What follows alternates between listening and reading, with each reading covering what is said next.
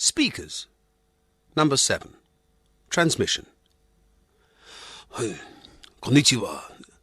My name is Tai Hakajo, and I come from Japan, and I have the great honor that evening of having opportunity to inform to you, listeners of Resonance FM, about the most noble Japanese philosophy and martial art, Kotatsu Hodo. I would sincerely like to praise the wonder and the great wisdom of Kotatsu Hodo. When I want to practice Kotatsu Hodo, I want to become able to do many things I could not do before. For example, fly and turn into a cat. So, Kotatsu Hodo was developed as an offshoot from esoteric and secret branch of Japanese Zen Buddhism. This secret branch is known as No One. So, Kotatsu Hodo is a spiritual child of No One Zen Buddhism. No One Zen Buddhism teaches that the purpose of our lives is to be a bit sarcastic. Kotatsu Hodo was formulated by a renowned Buddhist priest called Niken in the 6th century, a common era. Niken studied many Buddhist and non-Buddhist teachings for many years. And legend has it that he then devised highly powerful means of meditation so that he could finally discern the ultimate truth of existence from all of the knowledge that he had accrued from his many years of study. The means of meditation he devised involved such practices as lying down in puddles, strapping himself to a log, then jumping off cliffs. And once he hopped up and down making noise like a seagull for 17 years. During these times, he was often struck by profound realizations, which, fortunately, he committed to writing. Copies of these valuable insights survive to this very day. He also invented a curling tongue for horse manes and wrote a best-selling cookbook, but that is by the way. Here is a famous quote from his most profound treatise, the title of which is Contemplation and Realization. I, Niken, have studied all canons of thought, all sutras and commentaries, and they are all boring. Boring, boring, boring. I hereby vow I shall study the great questions concerning life and death no more. No One Zen Buddhism is about the closest to revealing the true way of living, but is still boring. Being slightly sarcastic is boring. From now on, I, Niken, am going to put all my energy into mucking about and being a bloody nuisance. That is a tentative translation. Immediately after writing this, it is said that he picked up 3 eggs and put them under a fat man just as he was sitting down, and then laughed in his unhappy fat man's face. Niken met many critics in his lifetime. He was called insane by other priests of other schools of Buddhism. He quickly gained notoriety for being a thorn in the side. He would annoy his critics by challenging them to public debate and then not turn up. Or he would turn up, but as his opponent spoke, he would repeat what they were saying in the voice of an effeminate man. Once in debate with Nembutsu, a Buddhist sage Ryo Nitsumo-san, Niken infuriated him by throwing small pebbles at his bald head while he spoke. Ryo Nitsu became so enraged that he struck Niken across the face.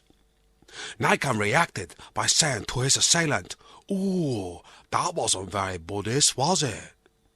The assembled crowd laughed so much that in his shame and dishonor, Ryo Nitsu renounced his faith, moved to Osaka and opened an eel shop. The philosophy of Kotatsu Hodo met with many obstacles. It was difficult to disseminate this teaching because often, when trying to convert someone, the practitioner would just tell them a lot of old rubbish in order to have a bit of a laugh. I am able to tell you clearly and correctly this evening by mucking about in a silent way as I do. I have the copy of the Resonance FM yellow pages in front of me, and as I speak, I am drawing ladies' bosoms on front cover. Although I was mucking around at the beginning of my talk when I said that if you practice kotatsu hodo, you will be able to fly. You won't. That was a wind-up. So was the thing about turning into a cat. Come on, that's impossible. So, what is the purpose of the teaching of kotatsu hodo? And no other school of Buddhism places such importance on the concept of being irritating. What led the wise Niken to realize that the correct way to live is to commit countless daily acts of annoying pointlessness? Again, a quote from another of his treatises, which is called Realization and Contemplation.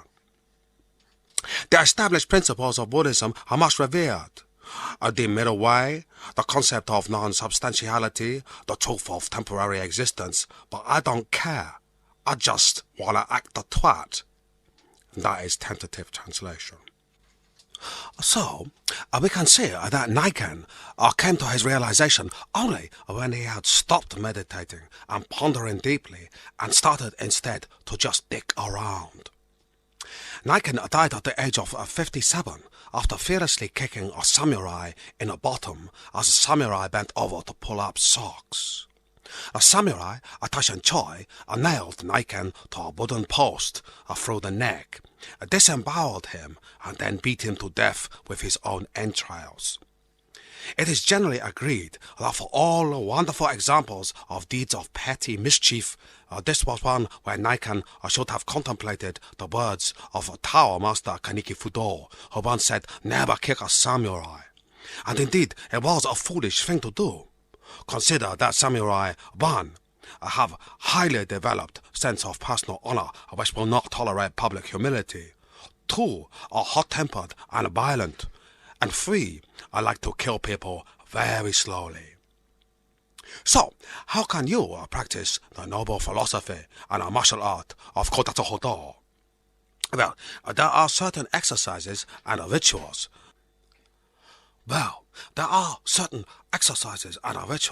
Which will help you attain a state of being a bothersome, what we call a bothersomehood.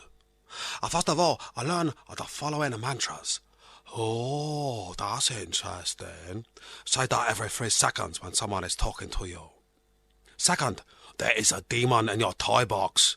Say that to small children. Third, my mother tried to kill me when I was born. Say that when someone has nearly finished telling a amusing story. Kotatsu hodo places a great emphasis on physical training. If you are to lead a life of puerile trickery, certain highly developed techniques must be learned. Assumption of innocence is a vital skill. For instance, if you have just stuck a piece of chewing gum on someone's hair in a crowded place, you must learn to look completely blameless. In this case, you need to practice a move known as lying heron. Take care to apply gum to hair with left hand from behind with slight tap. As you tap, swivel atop of torso and head to the right and assume an expression of slight confusion, gazing into middle distance. And when you are more practiced, you will be able to move to advanced level, and after swiveling torso, you will be able to purse lips and express a dissatisfied hum like so, as if you just remembered you left cash point card at home. After completing an act of naughtiness, one must be prepared not only to run away, but to run away giggling. And this is highly advanced practice in kotatsu hodo. Running away may save you from severe beating, perhaps even save your life. If Niken had spent a bit more time perfecting this technique, he might have escaped the terrible fate he endured at the hands of the samurai whose bottom he booted. Some say this was Niken's deliberate, selfless sacrifice so that future practitioners will not make the same mistake. I don't think so, though. I think that day he just took eye off ball. And nevertheless, this noble way of life is utterly meaningless without mastering the principle of running away giggling. To do this effectively requires the learning of revolutionary breathing techniques, particularly the breathing in of air through the nose and the expulsion of air through the ears, thus leaving mouth free for giggling. Simply will the air to come out of ear holes. It is hard at first, but as one deepens one's commitment, it becomes easier each day. I breathe in through my mouth. I breathe out through my ears. There, you can hear I can talk as I breathe out. I breathe in again through my mouth. I breathe out through my ears. And now my mouth is free to giggle. It is vital no one ever plays a trick on a practitioner of Kotatsu Hodo. This results in great dishonor. We are the ones who do the jokes. For the unfortunate practitioner of Kotatsu Hodo who falls foul of somebody else's tomfoolery, the only way to escape comic retribution and guarantee happy circumstances in next life is to kill oneself by falling for one's own trick. For example, get really drunk and then just before going to bed, put cyanide in cornflake packet.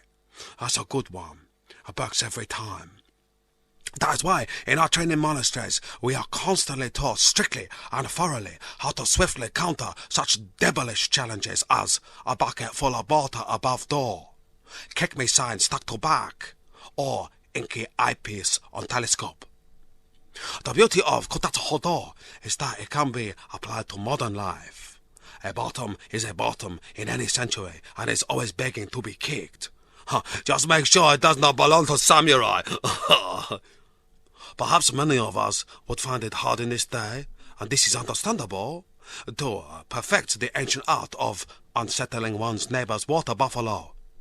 But there is nothing to stop one spraying a passing dog with whipped cream. And this is the wonderful aspect of the philosophy of Kotatsu Hodo. You must trust your own wisdom. You will know instinctively whether it is right to steal one of our girl's flip-flops. It will be very clear to you whether you should or should not pour laxative in trifle.